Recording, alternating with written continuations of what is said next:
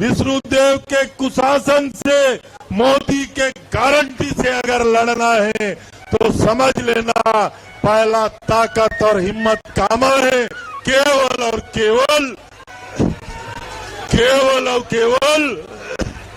तो साथी हो, हम सब लोग भूपेश जी के हाथ मजबूत करना है। आने वाला समय में छत्तीसगढ़ में फिर से आदरणीय भूपेश जी के नेतृत्व में यही लड़ाई लड़े जाए। क्या है, रविंद्र चौबे जी कांग्रेस के वरिष्ठ नेता है और महाज्ञानी नेता है। अगर उनका बयान है तो उनका निजी बयान है, कोई द्वंद्व नहीं है। मैंने कहा रविंद्र चौबे जी महाज्ञानी नेता है, अगर उनका विचार है तो उनका व्यक्तिगत विचार है। वरिष्ठ कांग्रेस नेता रविंद्र चौबे के बयान से उपजे विवाद ने अब विकराल रूप धारण करना शुरू कर दिया है। चौबे ने बघेल की तारीफ में जन्मदिन पर ऐसे कसीदे पढ़े कि नेतृत्व परिवर्तन की मांग को हवा मिली।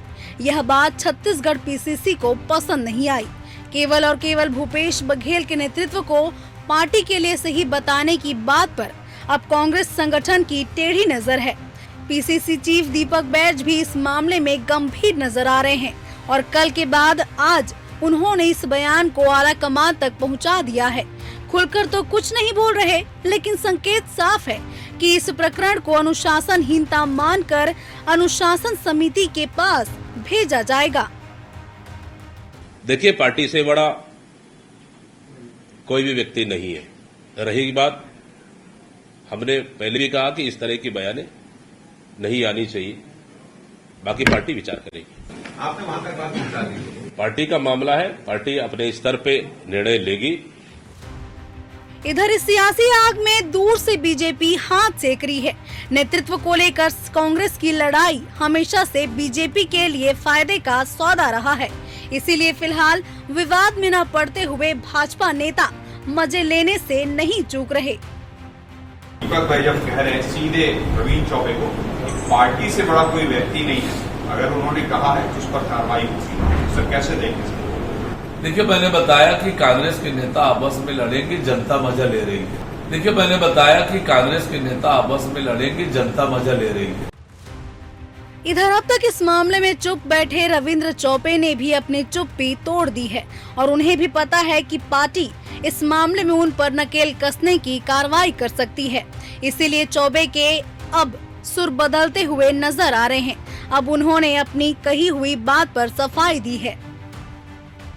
कल से कुछ चैनल में और समाचार पत्रों में संगठन कांग्रेस के बारे में और मेरे बयान के बारे में जो खबरें आ रही हैं, वो स्पष्ट रूप से आपके माध्यम से मैं कहना चाहता हूँ, उसका खंडन भी करना चाहता हूँ। वो भ्रामक खबरें हैं, इसमें विवाद जैसी कोई स्थिति नहीं है। पर मैं आप सबसे भी चाहूँगा कि इस पूरे मसले में जो भ्रम लगभग पैदा करने की स्थिति बन रही है, उसका पटाक्षेप होना चाहिए।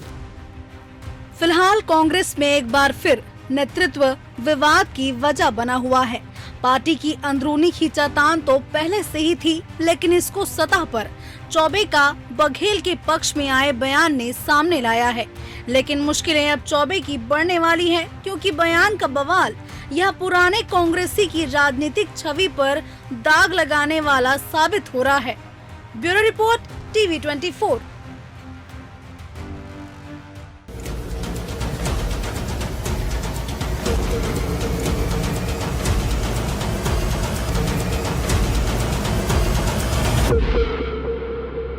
नमस्कार, मैं हूं मोहन तिवारी। आज के मुद्दे में आपका स्वागत है और आज का मुद्दा हमारा आधारित है भूपेश पर भरोसा जताने वाले चौबे की मुश्किलें बढ़ गई है। जी हां, रविंद्र चौबे वरिष्ठ नेता हैं, लेकिन उनकी कही गई बात इस समय उनके लिए मुश्किलें खड़ी कर रही है, क्योंकि पीसीसी ने उनके बयान पर संज्ञान लिया है। कहा तो ये जा रहा है कि पूरा मामला आला कमान तक पहुंच गया है और ऐसे में अनुशासन के दायरे में भी आ सकते हैं रविंद्र चौबे। तो क्या अनुशासन का डंडा चलेगा? क्या होगा कांग्रेस में रविंद्र चौबे के बयान के बाद? क्या बैज की कुर्सी हिल रही है। इन्हीं सब मुद्दों पर चर्चा करेंगे। पहले मिल लेते हैं उन मेहमानों से जो इस चर्चा में हमारे साथ रहेंगे। हम बहुत स्वागत करेंगे। हमारे साथ मौजूद हैं इस पूरे मामले में राजनीतिक विश्लेषण शेयर करने के लिए वरिष्ठ पत्रकार और राजनीतिक विश्लेषक अनिल चौबे जी, बहुत स्वागत है आपका। हमारे साथ बीजेपी का पक्ष रखने के लिए स्टूडियो में मौजूद हैं वासु शर्मा जी, बहुत स्वागत है आपका। हमारे साथ मौजूद है कांग्रेस का पक्ष रखेंगे अमित श्रीवास्तव जी, बहुत स्वागत है आपका। तीनों मेहमान हमारे साथ बने हुए हैं और जैसे कि हम बता रहे हैं कि 2 दिन से ये मुद्दा गरमाया हुआ है, क्योंकि रविंद्र चौबे ने कह दिया है कि आज की परिस्थिति में अगर कोई बीजेपी से लड़ सकता है तो वो केवल और केवल भूपेश बघेल हैं। शायद ये बात भूपेश बघेल को तो पसंद आएगी, पर दूसरे नेताओं को पसंद नहीं आई और इसीलिए कहा जा रहा है कि ये नेतृत्व परिवर्तन की बातों को हवा देने वाला बयान है। और इसीलिए जब सामूहिक नेतृत्व पर कांग्रेस चल रही है तो एक नेतृत्व पर कैसे आए, यही विवाद की वजह बना हुआ है और कहा जा रहा है कि रविंद्र चौबे पर अब कार्रवाई होगी। अमित श्रीवास्तव जी ज़्यादा बेहतर बताएंगे पार्टी लाइन क्या कहती है। अमित जी, जन्मदिन पर किसी की तारीफ में कसीदे पढ़ना ये तो आम परंपरा है और नेताओं की तारीफ तो नेता करता ही है। चौबे जी ने भी कर दी तारीफ, शायद दीपक बैज को ये तारीफ पसंद नहीं आ रही है, क्या वजह है इसकी? मुझे लगता है कि अभी आप ही के चैनल पे आदरणीय रविंद्र चौबे जी का वक्तव्य आया कि जो भ्रामक और तथ्यहीन खबरें चल रही हैं, मैं उसका खंडन करता हूं। और उन्होंने कहा, बड़े अच्छे से कहा, मैं आपको बताना चाहता हूं कि इसके पहले एक डिबेट में मैं था तो उन्होंने भी बाइट दिखाई थी, तो उसमें शब्दशः मैं आपको बता देता हूं। रविंद्र भैया ने कहा अर्थ लगाने में कोई आपत्ति नहीं थी।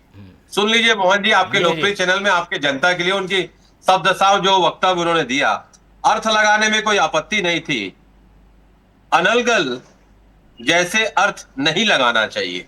और उन्होंने साफ कहा कि उनकी दीपक बैज जी हमारे छोटे भाई हैं और निश्चित तौर पे हमारे प्रदेश अध्यक्ष हैं और नेता प्रतिपक्ष जी और आदरणीय अध्यक्ष जी दीपक बैज जी दोनों बड़ी जिम्मेदारी के साथ और बड़ी मजबूती के साथ कांग्रेस पार्टी की लड़ाई, जनता की लड़ाई को लड़ रहे हैं भाजपा से, और उनके नेतृत्व में हम सभी काम कर रहे हैं। और उन्होंने कहा कि मेरा बैज जी को पूरा समर्थन है। और मैंने जैसा आपको बताया कि उन्होंने साफ साफ कहा कि लगातार, जैसे मैंने बताया ना आपको कि एक और बात है, एक नैरेटिव 2 दिन से आपने बताया कि 2 दिन से मुद्दा गर्म है, तो 2 दिन से एक नैरेटिव सेट करने की बात हो रही थी। कल भी हम लोग 5-6 डिबेट इस टॉपिक पे किए। मुझे लगता है कल से आज के बाद इस पे डिबेट नहीं होगी, क्योंकि लगातार रविंद्र चौबे जी ने, अपने रविंद्र भैया ने जिस प्रकार का वक्तव्य दिया कि मैं उनके नेतृत्व में हम सब काम कर रहे हैं और बड़ी मजबूती के साथ संगठन काम कर रहा है।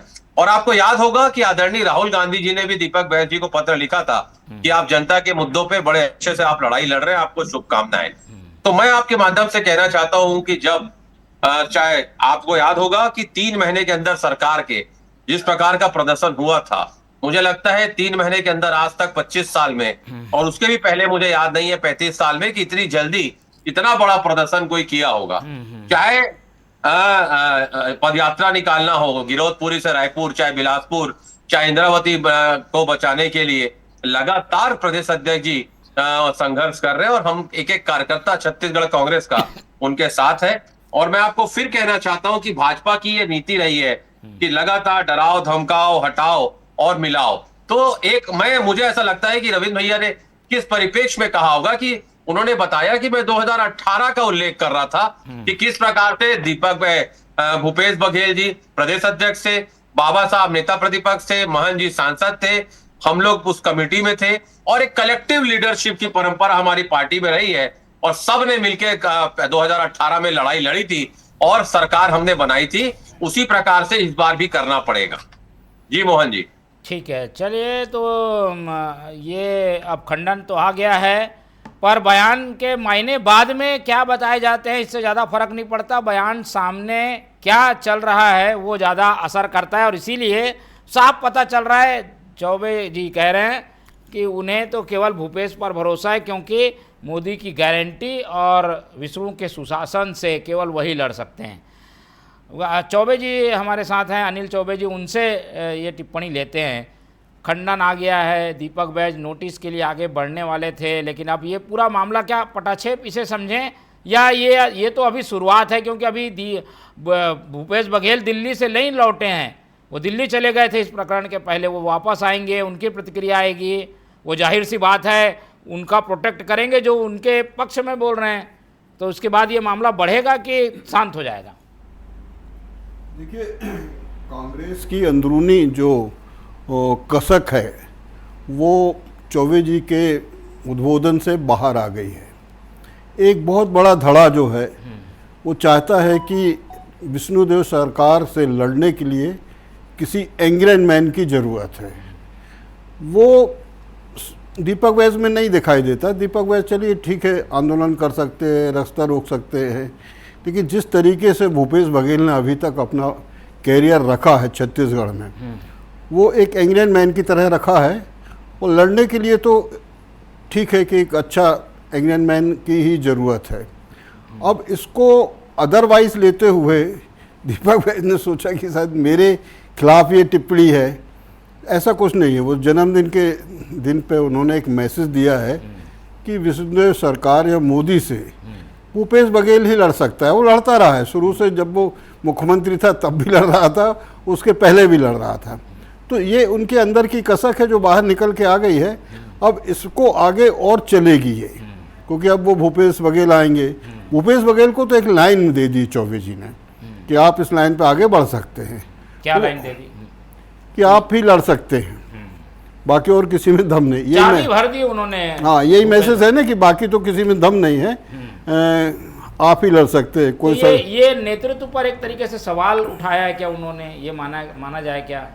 हाँ, ये नेतृत्व पे सवाल है, क्योंकि अभी तक जितने भी प्रदर्शन हुए हैं या जो विधानसभा में जो भी अभी तक इन्होंने अपना पक्ष रखा है, उस सब से तो लगता है कि अभी तक कांग्रेस सरकार बहुत ढीली ढाली है उनको। लेकिन बिल्कुल सही कह रहे हैं चौबे जी कि उनको ज़रा चुस्त दुरुस्त और तेज़ लड़ने वाला नेता चाहिए। तो उस हिसाब से तो अभी पूरे छत्तीसगढ़ में भूपेश बघेल के अलावा कोई दिखता नहीं है जो उस लेवल पे लड़ाई लड़ सके। भूपेश बघेल फिर भी अपने खुद के परेशानियों से बहुत ज़्यादा घिरे हुए हैं। हो सकता है कि वो उस लेवल पे ना लड़ पाएँ। बच्चा उनका जेल उसमें है, कस्टडी में है, खुद के ऊपर भी तलवार लटक रही है, भ्रष्टाचार से घिरे हुए हैं, वो एक अलग मादा है। लेकिन जिस तरीके से चौबे जी ने उनको एक लाइन पकड़ा दी है कि उन्होंने ये भी तो कहा है ना कि शेर अभी जिंदा है। नहीं तो क्या ये अनुशासन के दायरे में भी आता है क्या ये सब कहना? नहीं, ये पार्टी के अनुशासन के उसमें नहीं आता। कोई इसको ज़बरदस्ती बना ले अनुशासन की कि अनुशासनहीनता कर दी उन्होंने। चैलेंज जैसी कोई बात ही नहीं थी। सभी लोग लड़ रहे हैं उसके। भाई दीपक वैस भी तो भूपेश बघेल के साथ लड़ रहे हैं, और मतलब भाजपा से, और बाकी नेता भी लड़ रहे हैं। तो उसमें दिक्कत कहाँ है? अब अनुशासन को उसको ज़बरदस्ती, असल में क्या है, दीपक वैस अपने आप को थोड़ा सा कमज़ोर समझ रहे हैं। जरा सा भी कुछ होता है तो वो केंद्र की तरफ देखने लगते हैं। उनको तो इस बच्चन का स्वागत करना चाहिए कि हाँ, हम सब मिलके भूपेश सरकार और सब मिलके हम लोग लड़ेंगे। वो लड़ ही रहे हैं। ये ना कह के अब वो महान हैं, विद्वान हैं, इस टाइप की कंपेयर उन्होंने जो कर दिया इस पे शायद बात बनी है। लेकिन पार्टी क्या इसको किस नज़रिए से देखती है ये महत्वपूर्ण होगा। बीजेपी की भी प्रतिक्रिया लेते हैं। बीजेपी के लिए तो ये अच्छा मौका है। सारा ध्यान जो है वो कांग्रेस की लड़ाई पर केंद्रित हो गया है, बाकी चीज़ों पर लोग बात नहीं कर रहे हैं। वासु जी, बीजेपी के लिए तो दोनों हाथ में लड्डू है, कुछ भी हो, बघेल आए, बहज आए, लड़के आए, आप लोग को फायदा है। तो मोहन जी देखिए, ये कोई नई बात थोड़ी ना कि कांग्रेस में आपसी गुटबाजी है। ये तो इनकी खुद की कमेटी इस बात को स्वीकार कर चुकी है। जो लोकसभा चुनाव के बाद कांग्रेस के राष्ट्रीय नेतृत्व ने फैक्ट फाइंडिंग कमेटी बनाई थी, उन्होंने विधानसभा लोकसभा चुनाव का जो आकलन किया कि हमने क्यों चुनाव हारा, क्योंकि हम इतने अच्छी मजबूत स्थिति में थे।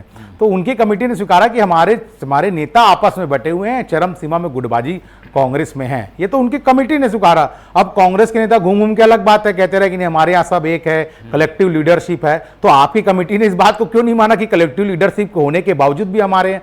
तो ये कांग्रेस में डबल स्टैंडर्ड। दूसरी बात, अमित जी कह रहे हैं कि दीपक वैस जी के नेतृत्व में पार्टी लगातार और 3 महीने के अंदर प्रदर्शन किया।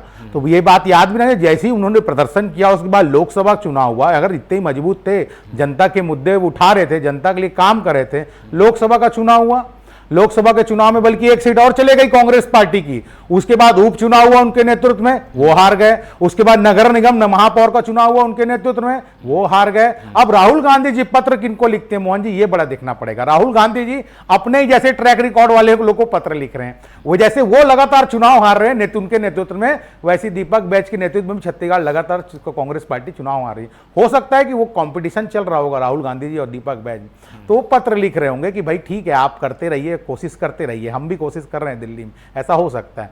लेकिन भारतीय जनता पार्टी को तो इनसे कोई लेन देन नहीं, चाहे भूपेश बघेल जी हो चाहे दीपक बैच जी हो। भारतीय जनता पार्टी तो अपना काम करती है, जनता से किए गए वादे पूरे कर रही है और धरातल में उतर के काम करती है। और इनकी पार्टी में तो इनके जिलाध्यक्ष ने स्वयं कहा है राहुल गांधी जी के पास जाके कि छत्तीसगढ़ में संगठन आधारित पार्टी खत्म हो गई है, नेता आधारित पार्टी बची है। नेताओं के कार्यक्रम में सब कार्यकर्ता जुटते हैं, संगठन के कार्यक्रम में लोग नहीं जाते। ये मैं नहीं कह रहा हूं, कांग्रेस के जिला अध्यक्ष ने किया। तो इनके पार्टी है, इनको समझना है कि किसको क्या बोलना। अब रविंद्र चौबे जी डैमेज कंट्रोल कर रहे हैं, लेकिन जो दिल में था कहीं ना कहीं भूपेश बघेल जी के जन्मदिन में वो बाहर आ गया। ठीक है, दिल में जो बात थी वो बाहर आ गई है। डैमेज कंट्रोल कैसे होगा श्रीवास्तव जी, अगर ऐसे संकेत दीपक बैच देते रहे कि भाई हम तो पार्टी इसको देखेगी, सुनेगी, कुछ करेंगे, अनुशासन कमेटी की बैठक जल्द होगी, ये सारी बातें सीधे तौर पर नहीं है पर अप्रत्यक्ष रूप से बता रही है कि वो चौबे जी के बयान से खुश नहीं है।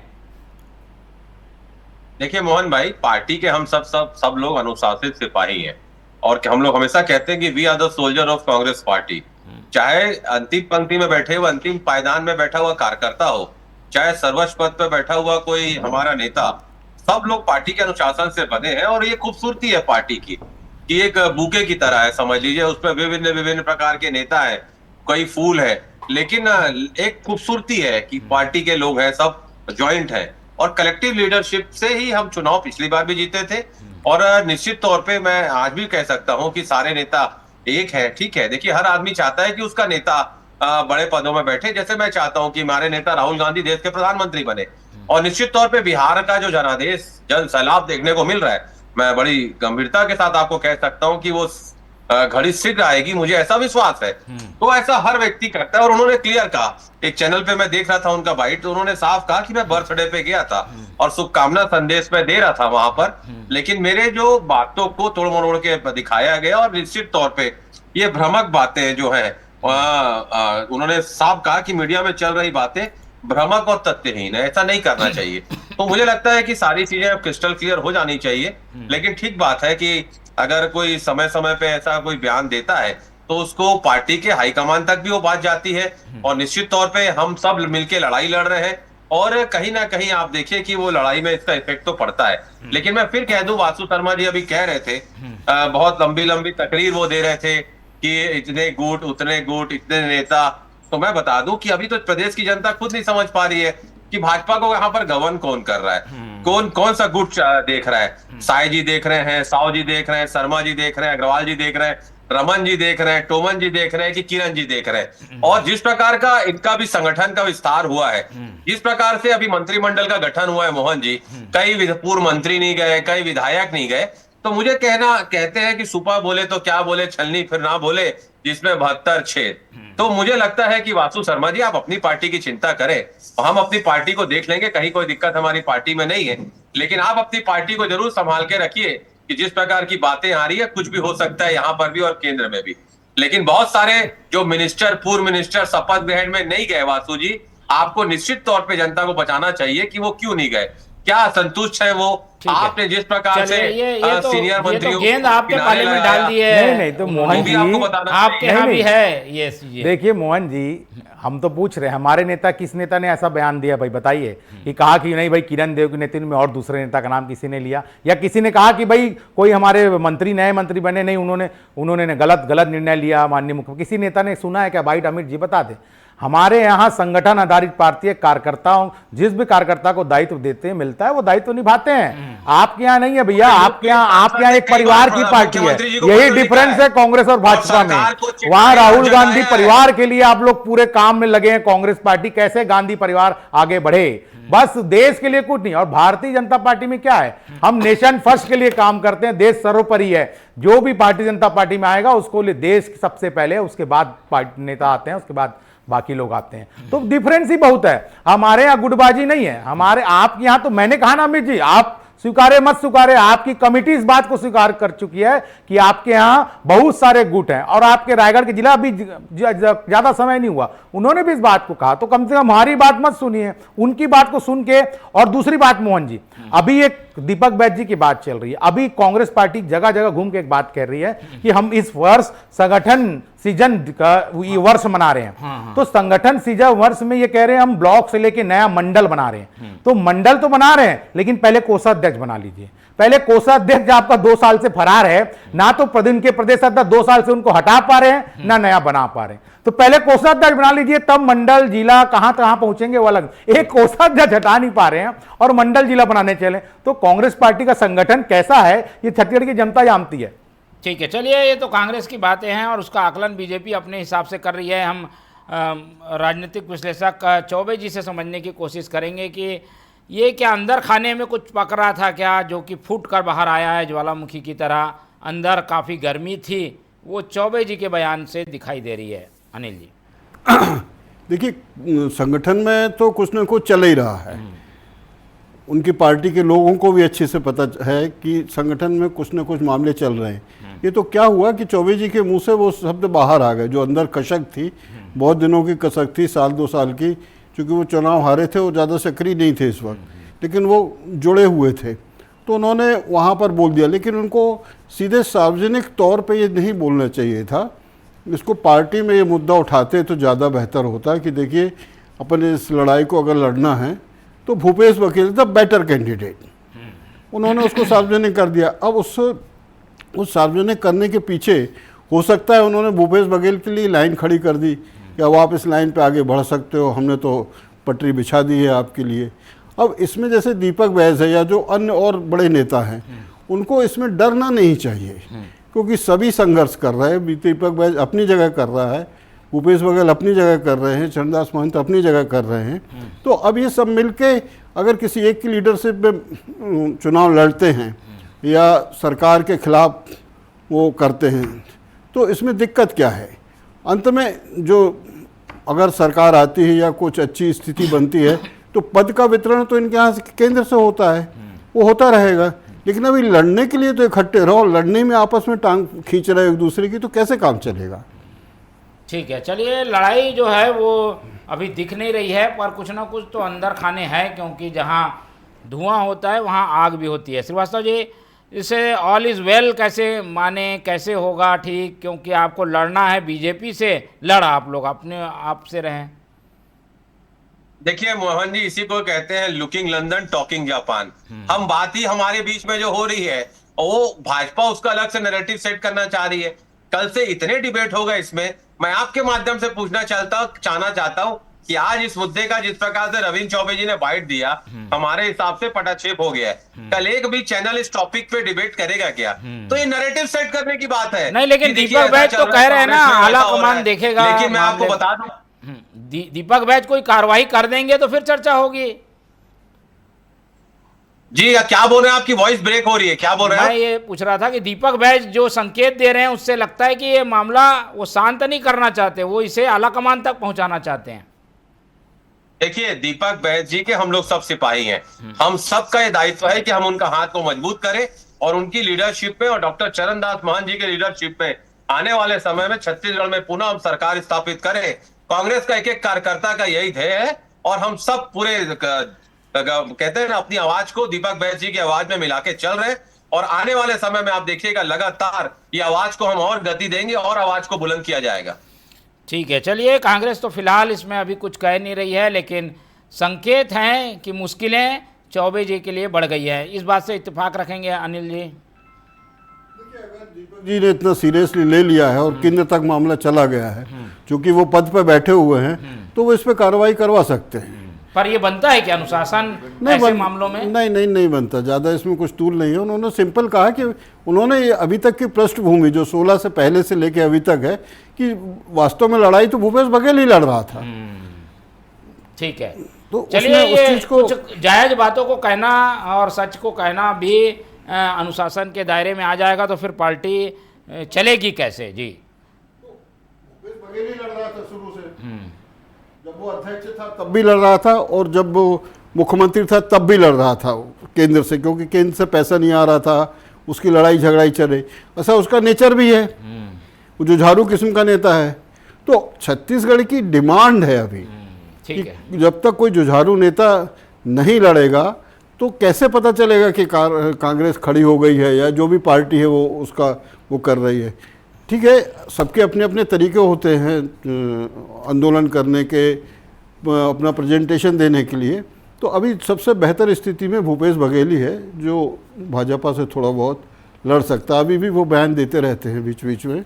ठीक है, तो इस पर निगाह बने रहेगी क्योंकि ये मामला अब ख़त्म होने की ओर है, लेकिन इसे फिर से जिंदा किया जा सकता है अगर ये मामला अनुशासन समिति को भेज दिया जाए। इस पर हमारी निगाह बने रहेगी। इस पूरी चर्चा में हमारे साथ अनिल चौबे जी जुड़े, उनका धन्यवाद। वासु शर्मा जी का धन्यवाद और अमित श्रीवास्तव जी ने अपना कीमती समय दिया, उनका बहुत बहुत धन्यवाद।